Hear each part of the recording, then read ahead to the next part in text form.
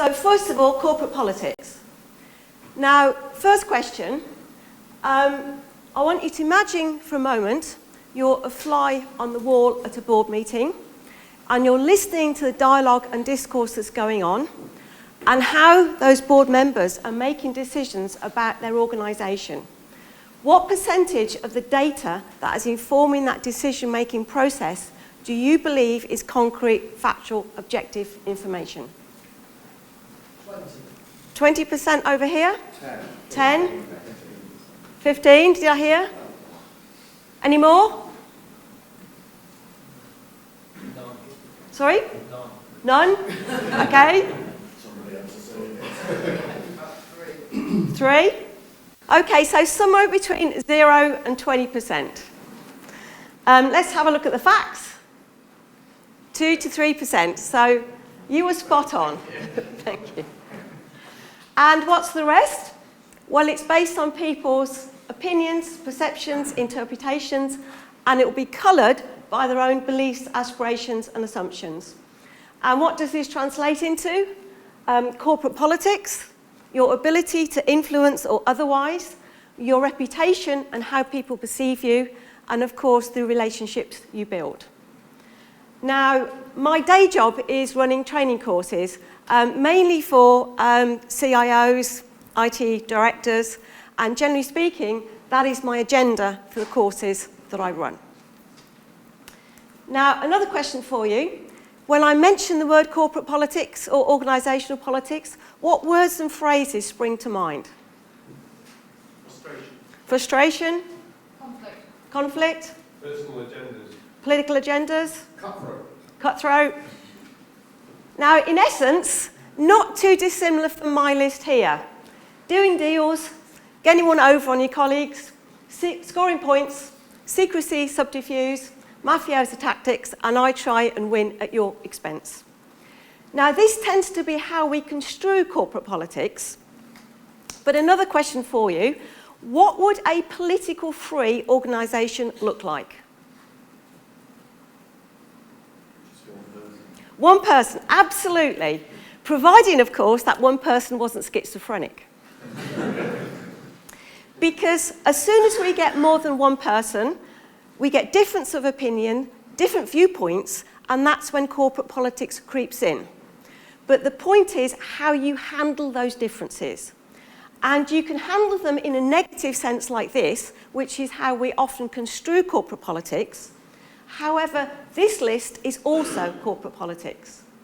Influencing people, collaborating, building relationships, being open, being honest, absolutely being streetwise, but looking for the win-win situation.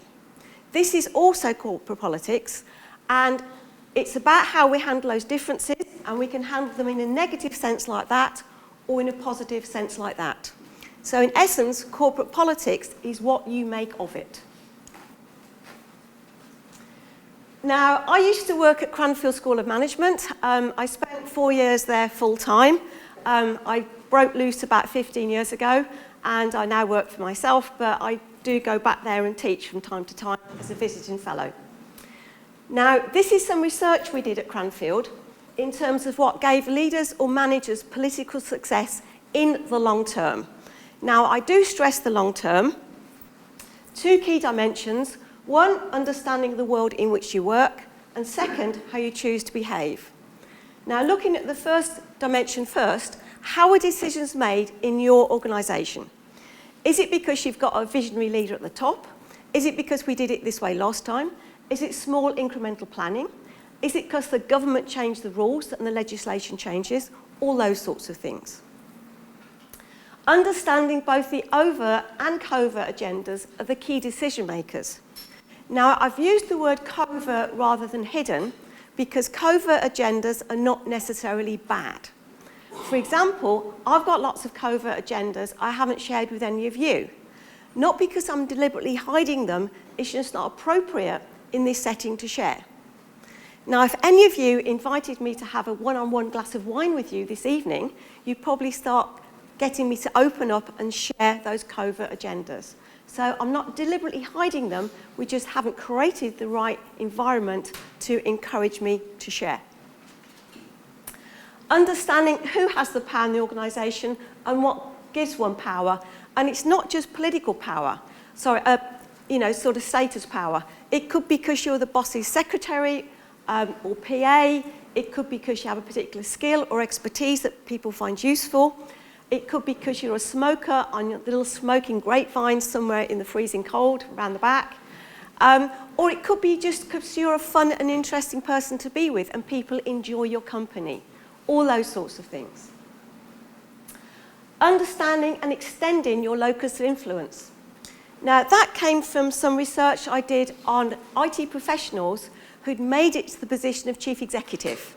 Not too many around. It's a pretty difficult route to take, but I studied 30 in this country, and one of the key characteristics they had was throughout their careers, even when they'd been junior programmers, they'd look for opportunities to go above and beyond the job description. They hadn't said, it's not my job, I'm too busy, go and talk to George over there. They'd taken an active interest in helping people, and in so doing, gaining a wider understanding of the organisation as a whole. And they got the reputation of being interested and willing to learn, and also being very helpful. Understanding the culture and style of your organisation and what politics means in your context. Now, the second dimension is how you choose to behave, and the scale goes from acting with integrity to playing psychological games with people. And in terms of the long-term success, it is about acting with integrity, because if you don't, you'll be found out. And research suggests it takes about 15 to 18 months to get found out. And that's why you hear stories of senior executives moving company or moving role every 15 to 18 months, because after that time, they cease to be so effective, people figure out what's going on, so they start sidelining them or feeding them misinformation or going around them. So it's avoiding that psychological game playing. It is accepting self and others for what we are. We're all human beings. None of us are perfect. It's okay not to be perfect, as long as we're prepared to be open and honest about our strengths and weaknesses, know when to ask for help, draw upon the collective strengths of a team. And also, we shouldn't expect other people to be perfect too. So when people, do throw the odd negative, give them a face-saving route back. And adopting win-win strategies for conflict management. And by that I mean, if I go into a meeting with position A, you, for example, have got position B, what we could do is argue the toss, get more and more entrenched in our respective views, end up sort of stamping our little feet, locking horns and pushing. Alternatively, we could share our viewpoints, pool our knowledge, and then use brainstorming techniques to come up with position C, D, E, F, G, H, till we find a position equally acceptable to both of us, and probably better than A or B in the first place. Now, that does take time, energy, effort. It's not worth doing for every trivial little issue, but it is worth doing for those big, important ones. Now, if I turn this into a classic business school 2x2 matrix, I get my political zoo.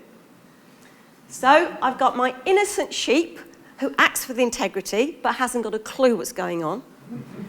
I've got my clever fox who knows exactly what's going on, but using that knowledge to exploit the weakness in others. I have my inept baboon who neither acts with integrity nor knows what's going on. This dolphin who both acts with integrity and knows exactly what's going on. Now, a few words around my animals. My innocent sheep looks at the world through very simplistic eyes, believes you're right if in your position of authority, sticks to the rules. There's a right way to build a system, a wrong way to build a system. Too busy to network. Now, can I ask you, what do you do with your lunchtimes these days? Work. How many of you would confess to eating a sandwich whilst catching up with your email? Okay. That's a pretty high percentage. Lunchtimes are for networking. Okay. My chief execs said when they were in that top IT job, they spent 50% of their time networking, 50. It was the item top of the agenda, not at the bottom. If I've got any time left, I might do a bit. Because lunchtimes are the perfect way to meet the key stakeholders, decision makers within your organisation and encourage them to share those covert agendas in a slightly less formal environment. And believe me, that is going to be far more beneficial to A, your organisation as a whole, and B, your own personal career, than it is making sure you do all your emails. Getting out there, building those relationships with the really important people in your organisation, and finding out where they're coming from, those covert agendas. So get out there and network. And of course, the sheep doesn't know how to build coalitions and alliances. Now, contrast my sheep with my clever fox, who recognises but exploits the weakness in others, self-centred, thinking of himself. Often they have the slick veneer, like those old IBM salesmen we used to see. Deep down, they tend to be insecure, but they don't show you that because they're well defended. And incidentally, that's how you get the foxes. You find out and you play on that insecurity. And of course, they like games involving winners and losers as long as they're the winner. Now, what happens when the sheep gets fed up being slaughtered by the fox and says, "Okay, Mr. Fox, I'm going to play your own game"? Now, you can change your behaviour overnight, but you can't gain that knowledge and understanding to move up the model overnight. So when a sheep tries to play foxy, he ends up in baboon territory. Because they're not tuned into the grapevine, those antennae are blocked. Therefore, he ends up conspiring with the powerless, emotionally literate, sees the world very much in black and white. There's a right way to build a system, a wrong way to build a system. Doesn't recognise when he's fighting those losing battles.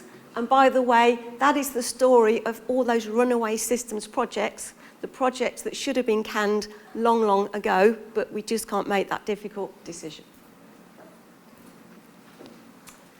And then contrast that with the aim of the game, the wise dolphin, who takes account of other people personally, excellent listener, aware of their viewpoint.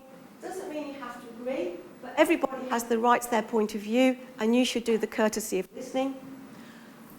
Opens and shares information, doesn't hold it back as power, and use creativity and imagination to engineer those win-win scenarios. Now, inevitably, there's a bit of four animals in each of us, but it's about your prime behaviour. And sometimes I use this model to check my own behaviour out from time to time, and I'll give you an example. Now, as I mentioned, I did teach at Cranfield full-time. I don't anymore.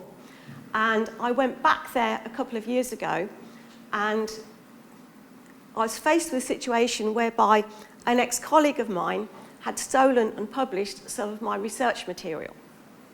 Now, as you know, that's a pretty awful crime in academia, and my first reaction was to do nothing. I thought, I'm not a full-time academic anymore, I don't need this publication record, it's not worth the hassle, the aggravation, so I'm just going to let the matter go. And then on reflection, I thought, I'm actually being a sheep because I'm ducking the issue. The next thing I did was have whinge, whine and a moan to another ex-colleague of mine who was just about to take early retirement. And as I did that, I realised I was conspiring with the powerless, so therefore I was being a bit baboon-like. Next, somebody else suggested I reported this person to the head of school, and I thought if I did that, that would have a fairly detrimental effect on their career, and for me that sounded foxy. So I thought, what would the dolphin do in this context? I thought the dolphin would confront the person, make them understand they'd done wrong, hopefully embarrass them sufficiently so they wouldn't do it again to anybody else, and make them put the errors correct in the paper. And that's indeed what I did. It took a bit of courage. I wasn't looking forward to this interaction, but I had my say, got my point across, and they even offered to put my name as third author, something I hadn't asked for. And for me, that was dolphin behaviour. This is what happens when sheep meets fox.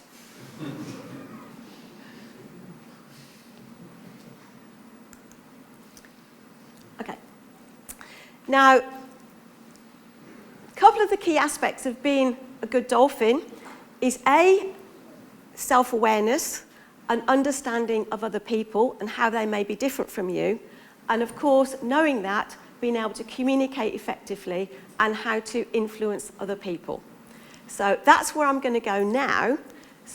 But before I talk about influencing, I need to do a little bit of personality profiling.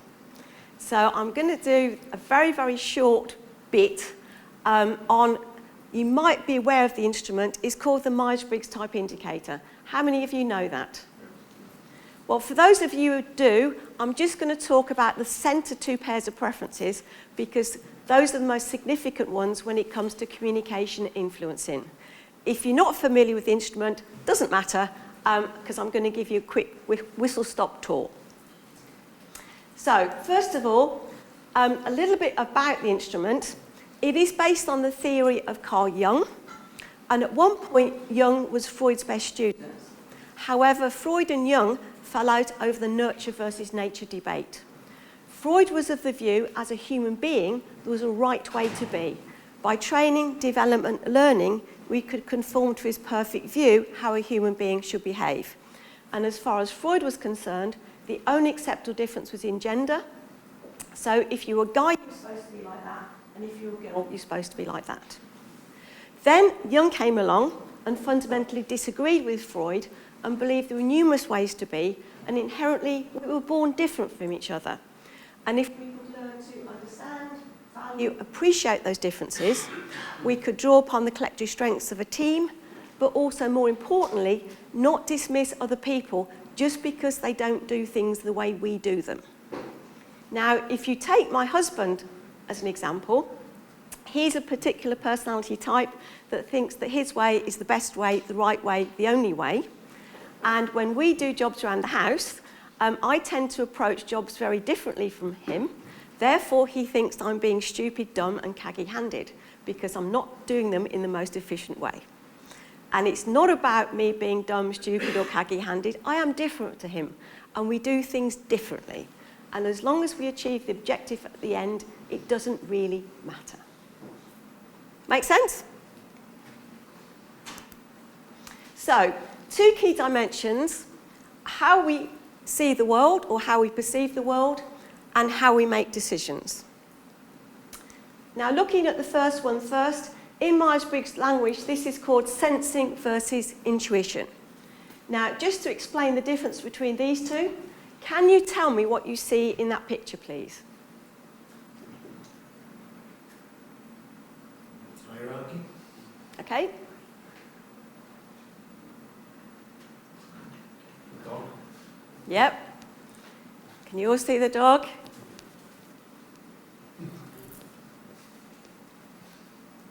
What else? One person standing half in the crowd. What else? Talk heavy management. Sorry? Looks like it's a talk heavy management for a team. Because you look at the ball behind us and it feels at the top and it's No focus, they're all looking different directions. It's a bit like a dictatorship. Okay, that gives me a good flavour. When you told me there was a chart on the wall, there was one man standing, there was a dog, that was coming from sensing, because you were giving me provable, tangible data from the picture. When you said it's a dictatorship, that guy standing is the guy at the head of the chart, that's coming from intuition, because you cannot tell me those things as a matter of fact.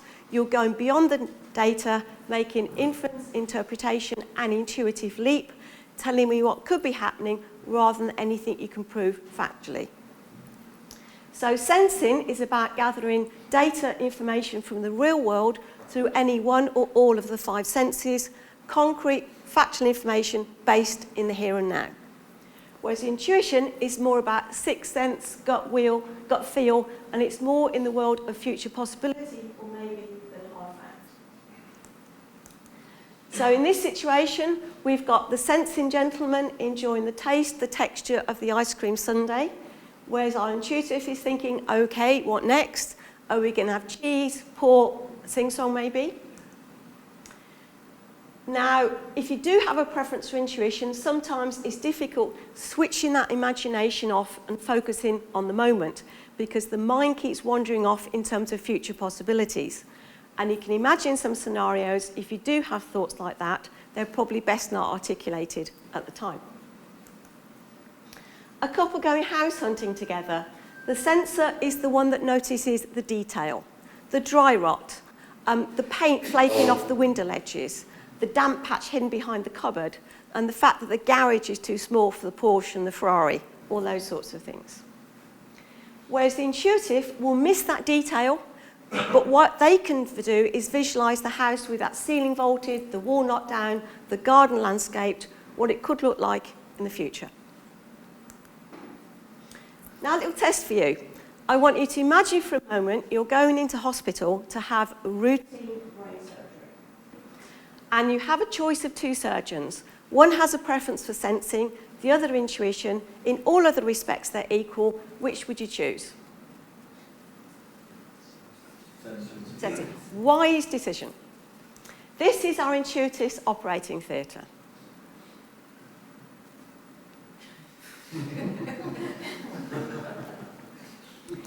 Sensing is the part of the personality that helps you learn by experience, by repeating a task, getting better and better and more skilled at it.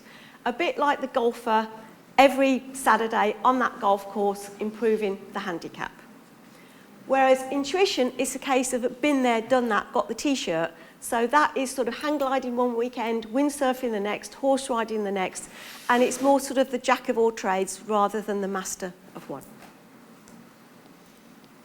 Broken lawnmower, the sensor, practical, pragmatic, gets the toolkit out and fixes it, whereas the intuitive will look for alternatives. What else should we do? I know, let's have a wild garden instead, and then we don't need to mow the lawn.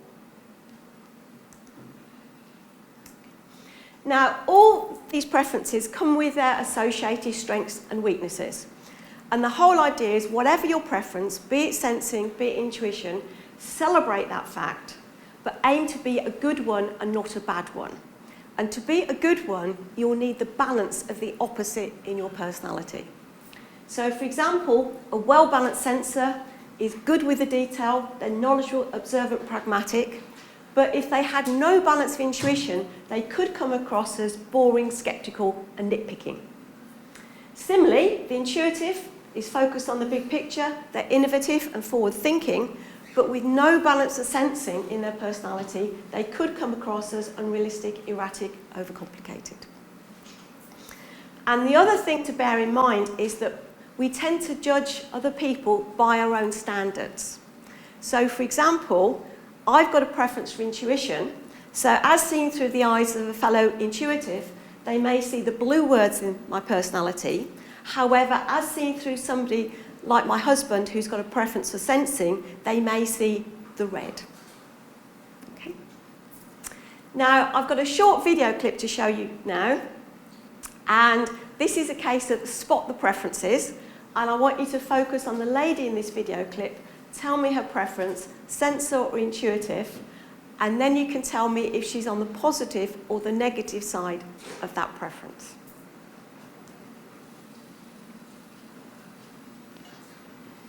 Okay, so being sensitive to the needs of others, when you are working with the sensors, they will want all the detail, and they tend to prefer a sequential approach, starting at the beginning, working forward sequentially, step by step, to the conclusion or the punchline.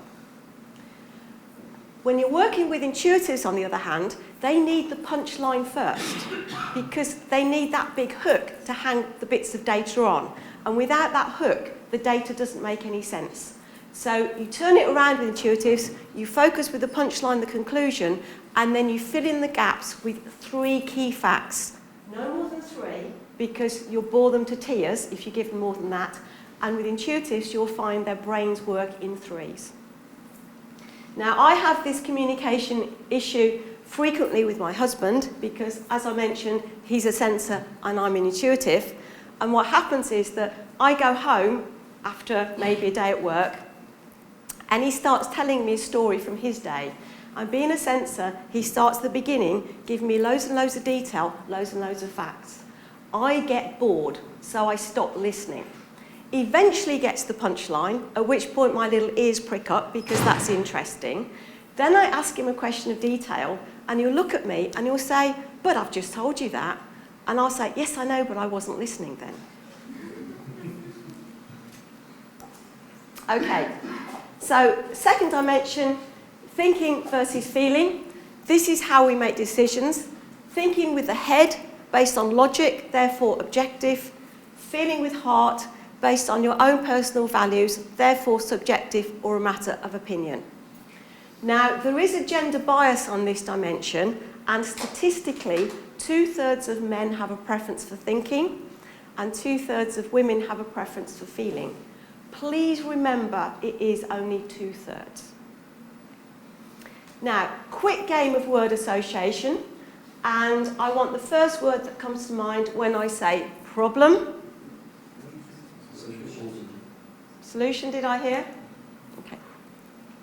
So I'm going to tell you another story about this one. Now, again, sometimes I might go home, maybe after having a bad day at work. And my husband will say to me, what's the matter? And I'll tell him my problem. Now, my husband has a preference for thinking, and as somebody has a preference for thinking, he has this connection in his brain which says problem equals solution.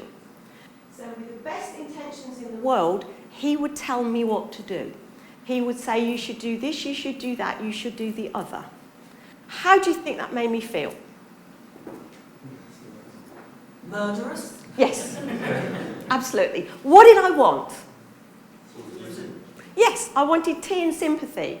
I wanted him to say to me, you poor thing, how can people be so rotten to me, etc. Let me dump on him, and then say something like, can I pour you a glass of wine? Can I massage your shoulders? Anything to make me feel better, because when I felt better, I'd have probably been more than capable of solving my own problem. Now, that's the approach you get off with somebody with preference for feeling, because the connection in the feeler's brain is problem equals person in distress. And their approach is to mend the person, and when the person's mended, they're then in a state to solve their own problem. Now, you may say, what's the relevance in the workplace? Well, it's just as relevant in the workplace, because lots of decisions have, or lots of things in the workplace have emotional elements. And every time you say to one of your business partners or stakeholders or whatever you call them these days, you can't have something or it's not standard and you have to say no to somebody, wants have emotional elements. And I remember years ago when I went on a course to learn how to do business analysis, I was taught to differentiate between customer wants and customer needs, address the needs but not the wants. Wants have emotional elements. Now, I'm not suggesting that you pander to all the wants, but when you have to say no, it's how you say no that will make all that difference. Does that make sense? So, strengths and weaknesses. A well-balanced thinker is logical, object, precise and rule-orientated, but with no balance of feeling, they could come across as critical, insensitive and argumentative. Similarly, the well-balanced feeler is empathetic, considerate and good at forming collaborative relationships, but with no balance of thinking, hypersensitive, sanctimonious and illogical. In the eyes of the thinker, of course. Now, I've got another short video clip to show you here. This is from the series Kavanagh QC. And in this clip, we've got two lawyers, female, male lawyer, having a farewell dinner. The female lawyer is leaving the firm to do some charity work in the third world. Male colleague is taking her for that farewell dinner. I want you to focus on the male colleague, tell me his preference, thinking or feeling, and equally, is he on the positive or the negative side of that preference? Right, thinker or feeler? Did I hear thinker? Good one or bad one? And if you listen to the words and language you use, I've been thinking, I'm sure it's the right thing, I want. And then when she pushed back, starving wasn't the answer, but here clearly was. And that lovely little authoritarian bit on the end. Because thinkers do have a tendency to think they are right, therefore if you disagree, by definition, you must therefore be wrong. So being sensing the needs of others, we thinkers, be businesslike, direct and to the point, focus on results objective, and don't hesitate or waffle or they'll think you're weak. We feelers, be personal and caring, listen to them, try and put yourself in their shoes, acknowledge their feelings and values, and don't be argumentative or critical. So when I say to my husband, for example, you upset me when you said that, and he'll come back and say, no, I didn't. Nobody can tell me how I feel. Okay, so if we pair these together, we get 4 different types of people. The sensing thinkers, who are the pragmatic type, the intuitive thinkers, the theoretical type, the intuitive feelers, the idealistic type, and the sensing feelers, the sociable type. Now, we do find statistically, when we look at different professions, you often find a predominance of one type when you look at different professions. And I'm going to share with you a few statistics. So when we look at the general population, it is very much skewed towards sensing. There are more sensors in the world than intuitives. It's pretty equal on thinking and feeling. However, don't forget we've got the gender split on that one. Now let's have a look at some professions. So if I look at IT, the IT profession is very skewed towards sensing thinking. So even if you don't have preferences for sensing and thinking, if you come from the world of IT, this is how you've been taught to do it. This is the culture and style adopted by the majority of IT functions. Chief execs very much come from the world, the NT, very much skewed towards there. Journalists, NF, and you'll also find people that come from graphics, more of an arts background or graphic artists. So there may be some of you in the room that come from these preferences here. And then SFs, we find an awful lot of those in the caring professions, in healthcare, also in hospitality. Now, let's look at this in the context of influencing. Now, have any of you ever given a presentation and you know you've had the best idea in the world or the perfectly crafted case, and yet the presentation hasn't worked quite as well as you hoped? Ever happened? Well, the chances are it's nothing to do with the content of your presentation, your idea or your argument, but it's everything to do with the style, because it's style that gets people's attention, and then when we've got their attention, we stand a chance of them listening to us. If we don't get their attention, best ideas, best cases will go unheard. So this is all about style. So the first rule is forget the golden rule. Don't treat other people how you wish to be treated yourself, because they may be different from you. What does it for you, what presses your buttons, is not necessarily what does it from somebody else. And if you can learn to speak the language of the recipient, you're far more likely to engage and have that opportunity to influence. So, as I mentioned before, 4 types of people, therefore we need 4 influencing strategies. And statistically, the pragmatic STs, you'll find a lot of those in IT, accounting, science, engineering.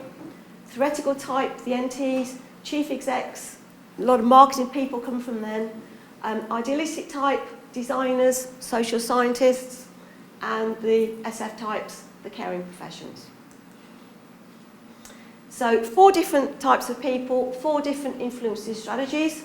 So if you want to engage the ST type of people, you need to be organised and structured, practical and realistic, work logically and analytically, systematically through to a QED conclusion, and if you can, offer proof and evidence that it's worked for others. The NT theoretical type, they want the big picture. They don't want lots of detail. It's got to appeal to their intellect, imagination, and you've got to be a credible source of information. And credibility doesn't come from you've done it from somebody else before. It comes from things like gravitas, charisma, and presence. The idealistic type These are big picture people, but it's big picture humanistic values. So you've got to engage with those values, paint pictures, draw analogies that have meaning, be passionate, engage in animation, and show how it will contribute to the greater good of humankind. And it is greater good in the NF mindset. Individuals can be expendable for the good of the masses. And then the SFs, back to detail, but this is detailed people, so every single person is important and I care about, and I wouldn't even want one person to be disadvantaged by my strategy. So if you were doing a presentation to the ST pragmatic type, this is what you might do, and this is the form that your slides may take. And you do the classic thing you're told to do in the self-help books. You tell them what you're going to tell them, you tell them it, you tell them what you've told them. The only issue is that self-help books tend to be written with people with preferences for ST, so they tell you what works with the ST, but not the other types. So start with your agenda, work logically and systematically through analysis, conclude with your summary recommendations, answer all their questions, and if you can, let them try it before they buy it. Now, show that slide to your average NT chief exec, and before you've got to your third bullet point, they've got bored, disengaged, and fallen asleep. NTs do not like bullet point slides, and if you have to give them one, no more than 3 bullet points. And if you really want to annoy your NTs, you use the slow reveal technique, with bullet points whizzing in one by one, guaranteed to drive them insane. A, you're hiding things from them, and they want the big picture, and they know you're hiding things from them. And secondly, you're forcing them to go at your speed, not theirs, and if their brain is working quicker in your presentation, you're going to lose them. What turns NTs on is models. This explains why you get lots of models when you go to business schools, because statistically, most lecturers in business schools have preferences for NT, so of course they give you what they like. And model is a construct which adds meaning the way it's organised. So with NTs, the 2 most important things is personal credibility and grounding a theory. If you've got both, you'll make sense to NT. If you've got the credibility but no theory, it's the case of good show, but shame there wasn't any substance. If you've got the theory but no credibility, they'll think you nicked the idea from somebody else. And if you've got neither, well, you're a waste of space. Now, apologies to the NTs in the room today, but the NTs do tend to be the most arrogant of the profiles because they know they're right, the thinking function, but based on very little data intuition. So by definition, your NT will always have a better idea than you do. So the last thing you do is present them with a fait accompli conclusion because they will disagree on principle. It's the not invented here syndrome. So with NTs, it's a very fine line between having an opinion, because they'll expect you to do that all your week, but not ramming that opinion down their throat. You've always got to give them room to manoeuvre. So the ideal thing with an NT is to draw a napkin doodle or a model on a flip chart and get them to the point where they say, I like your thought processes, I like where you're going with this, it's quite clever. They take the pen off you and they start redesigning your model, and that's when you've won them over. It becomes their model, their idea. The second difficult thing about NTs is that although this is the level of detail they like, it does depend upon you having credibility in the eyes of the NT in question. And if you haven't had time or opportunity to build that credibility, what they'll do is dive into some bit of detail just to check you out. They're not just interested in the detail for its own sake, but they're checking out your thought processes, making sure you know your stuff and you've done your homework. So you almost need 20 backup slides in your back pocket to pull out that relevant slide when they ask you that awkward question. With NFs, it's still big picture, but instead of the model, we have a metaphor. So I've used the kids' game snakes and ladders. Obviously, ladders, things that work, snakes, things that turn them off. So show enhances relationships, involved in the process because they like lots of ideas too, how it plays to people's strengths, paint pictures, do analysis, have meaning, share your visions and your dreams, be passionate, enthusiastic.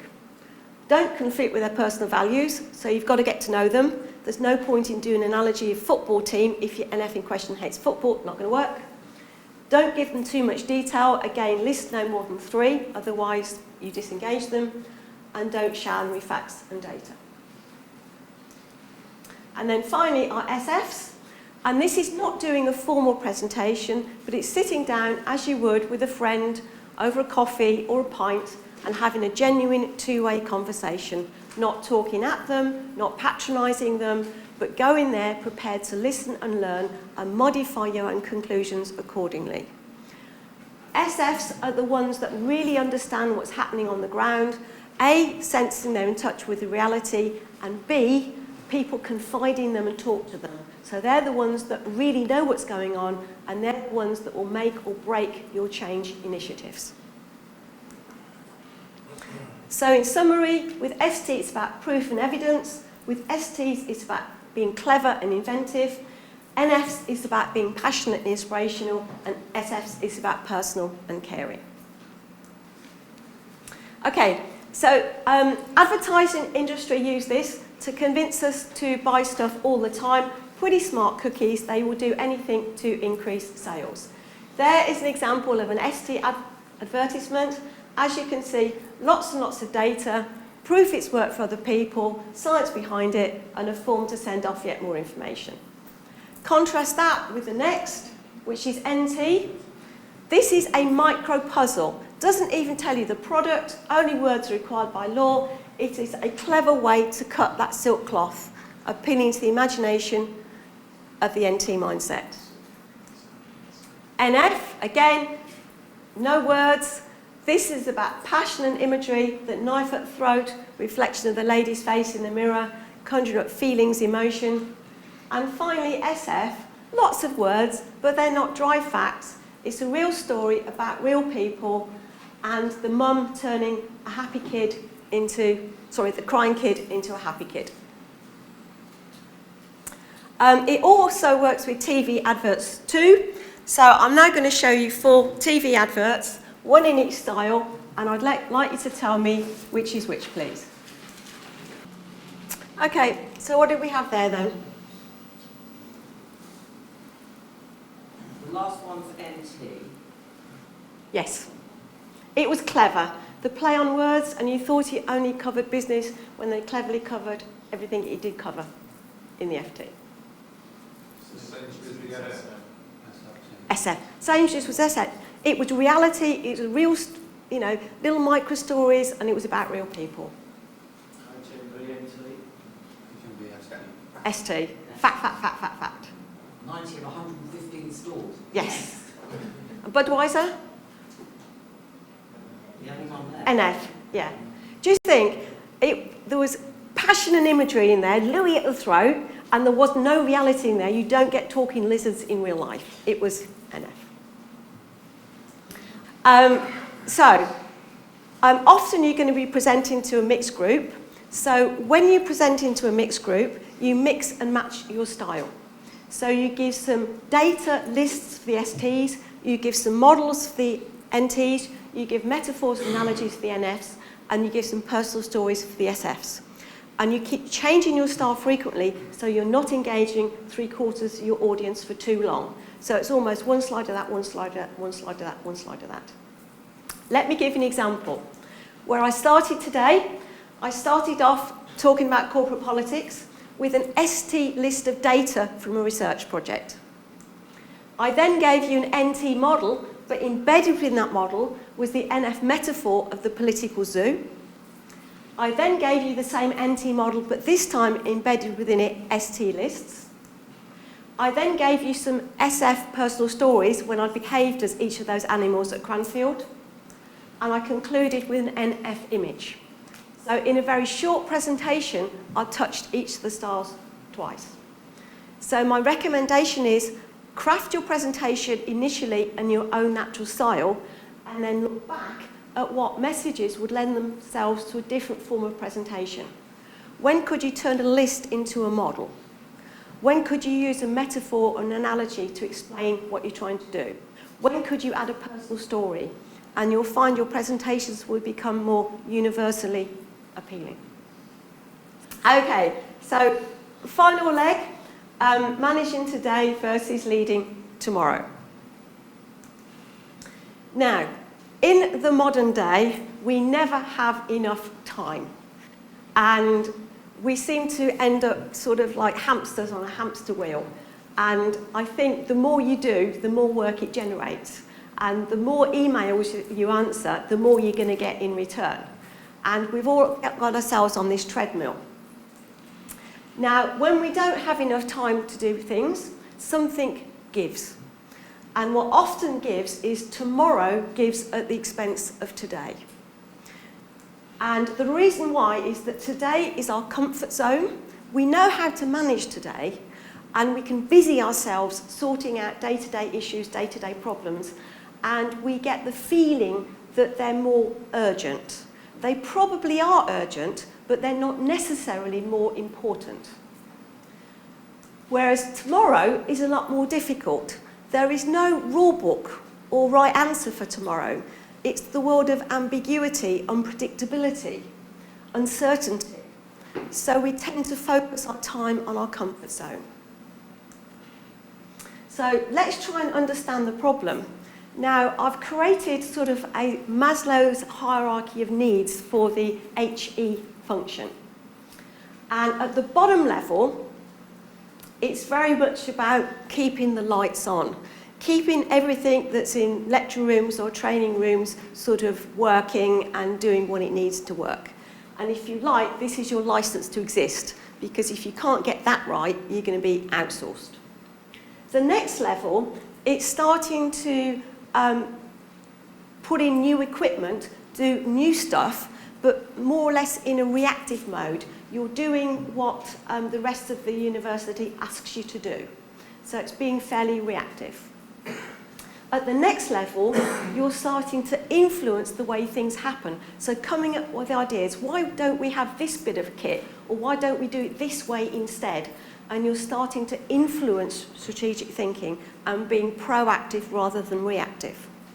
And at the very top of the pyramid, you're turning sort of existing models on their head and doing things totally differently, or a new sort of service or product offering through the clever use of AV equipment or IT or whatever. Now, the problem is that the bottom two levels require a very different mindset to the top two levels. The bottom two levels are very much looking for the right answer, the right way of doing something. The focus is on the present. You're in fairly reactive mode, and it's very much about managing today. The top two levels is more about asking the right question. It's about focusing on the future. It's about being proactive, and this is leading tomorrow. Now, you can't forget about today, because if you don't manage today right, you haven't got a license to contribute at the top two levels. So it's about getting the balance right. So you've got to get the bottom two levels sorted out, because this is how you get credibility and you get a good reputation. And that will give you the license to contribute at the top two levels. So it's about the balance, and it's not a different skill set, it's an additional skill set. So what you need to do is have some very good people underneath you and learn to delegate and trust, so that you can let go of a lot of the day-to-day and focus on the top two levels. Now, last year I did some research, and these were senior IT leaders, so most of them were IT directors or CIOs, and I asked them where they spent most of their time, and you can see the figures there is pretty depressing. So lots and lots of potential if you can really embrace those top two levels. Now, one issue that we found in our research that was holding a lot of organisations back was when you're focusing on the bottom two levels, it's very much about quantitative metrics, you know, service level agreements, KPIs, annual surveys, etc., etc. Whereas when we looked at organisations that were embracing the top two levels and were really adding value to their organisations at those top 2 levels, they ditched these quantitative metrics. They didn't really have any metrics in place. They had qualitative ones, but these more had happened by accident than by design. And by focusing on those quantitative metrics, you're giving the message that we don't trust. You know, we have to prove we're adding value. Whereas when you're operating at the top, you shouldn't need to prove you're adding value. People know, people can see it. And it's a bit akin to asking for a prenup. And I know if my husband had suggested a prenup before we got married, that might have thrown a few warning bells and sort of down my spine. So I'm going to finish up with a couple of tools to help. First of all, time. Now, this is a classic time management metrics. You may have seen it before, but time is a budget item. We've got a finite amount of it, but we do have choices how we spend it. And if you don't manage your time, you'll find most of your time gets eaten up in this bottom right quadrant of things that are urgent, but not necessarily important. Now, I want to distinguish between urgency and important.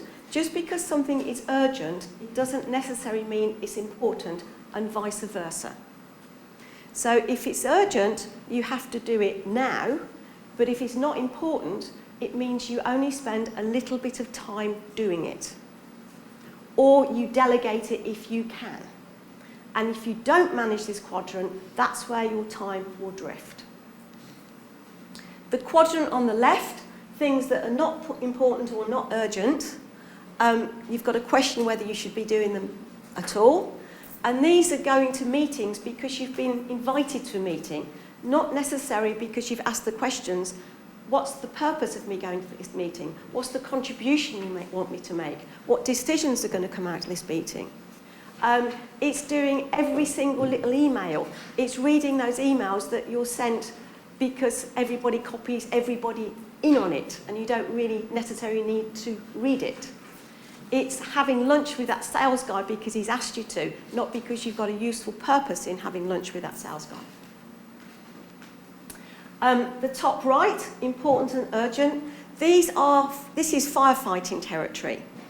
And if you haven't spent enough time in important, non-urgent things, you will spend more time firefighting because you won't have planned things and you won't have done contingency planning, so therefore the fires will happen. And the top left is where most people need to spend more of their time, and this is planning for the future, planning, strategizing, it's networking and building relationships. So instead of having a 5-day negotiation over some trivial little point, if you've got the right relationship, you can agree in 2 minutes. It's about developing new opportunities for your university, and it's about engaging in your own personal development. And you all know about the 80-20 rule? Yeah? So if you look at doing a job, 20% of the time is spent getting 80% there. And that extra 20% of perfection is what takes you 80% of the time. So particularly when you're working at the bottom right quadrant here, things don't have to be perfect here. So don't waste your time perfecting things. Reading an email 4 or 5 times before you send it, making sure you've got perfect prose. As long as it is understandable and it gets the message across without ambiguity and without hurting somebody, it's fit for purpose. It's like when I used to work at the shipyard, we built big tanks that we were going to bury in the ground, and the welders would be dressing those welds off when nobody was going to see them. Yes, they had to be sound and solid, but they didn't need to look pretty. So this is about making things fit for purpose. Now, when you're working at the top, things might have to be perfect. Some things do, but you'll find only 20% of your work has to be perfect. And if you have preferences for STs, one of the common weaknesses of the ST is perfectionism. STs like to do everything perfect. We haven't got time these days to perfect everything. Second tool, I call this the wavy line model. Now, this vaguely represents an organisation. So you've got the boss at the top, the troops down below. Now, at the bottom of the organisation, your role is fairly well prescribed by rules, procedures, standards, the way we've done it before, what the boss tells you to do.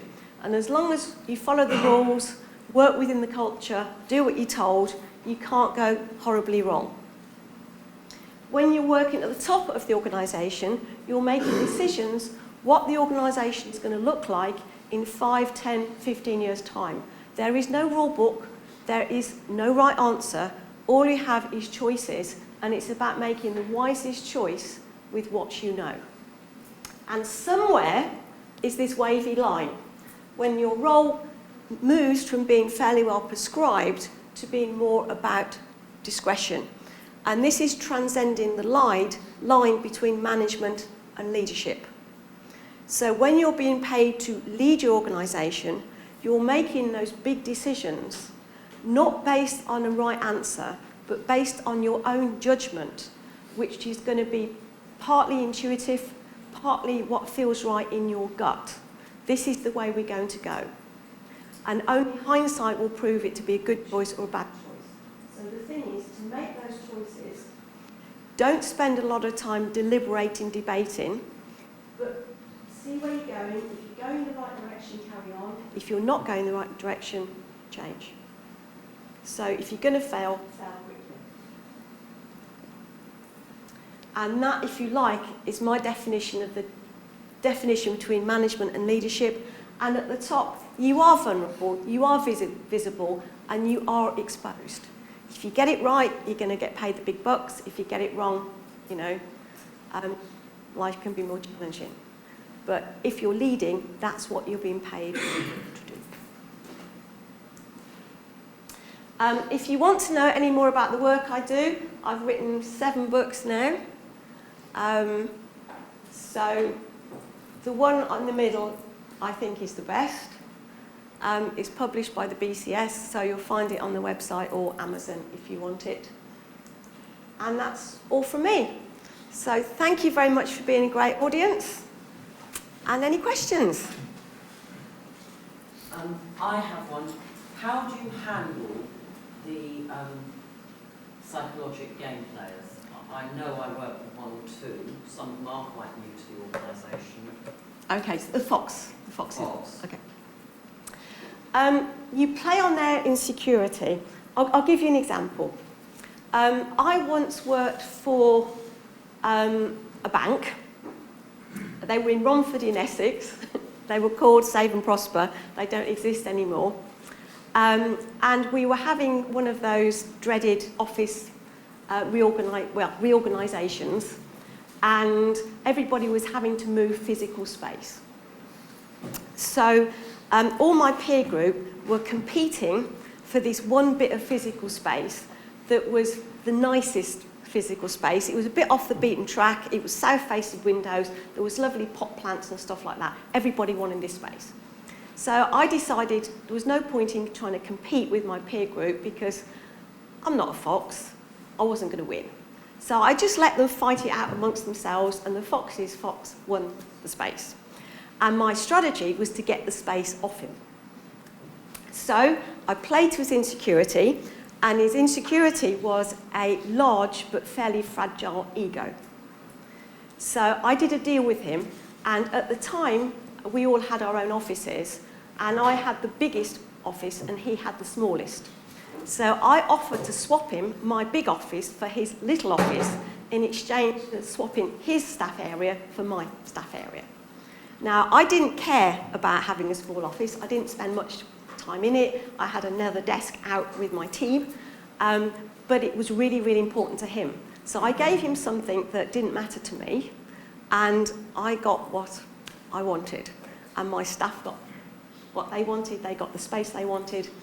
And it started to help it was a new team for me, so I needed to demonstrate my value as a manager, because at the time I was a middle manager and most of my team didn't value middle management. They thought we were just a drain on company resources. And it started to have a really good impact on them because I got them what they wanted and demonstrated that my role was not to do their job, but to make their job easier and get them the resources they needed in order to work at their best. You say about trying to net lunch. Yep. I've got a particular fox, I like to hit with a bat most days. Sorry? I've got a fox that I like to hit with a bat most days. And he's based in the same office as City Management, which is 3 miles from me. So how do you take the fox who flips it, you know, the CIO says, red's the colour, red's the colour, you know, type. Next day, green's the colour. So how do you take on someone like that? It causes you all sorts of problems, as you know, they're two-faced and all this. So how do you take on someone who influences, because he's in the same building and he constantly sees city management, and you don't? How do you take on something like that? I probably do things, first of all, I get to know my enemy as best as I can. So I'd sort of curry a bit of favour with him and probably do a bit of ego massaging and make myself a little bit useful, but not giving too much away.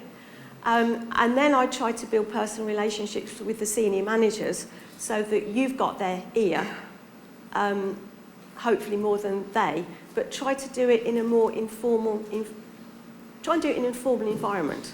You know, so at the end of the day or at lunchtimes, you're going to have to make more of an effort because you don't have the opportunity to bump into corridors and lifts and things like that. And you've got to keep it up regularly because, you know, out of sight becomes out of mind. But if you've got the right relationship, they'll start listening to you rather than this chatter in there. And always deliver on promise.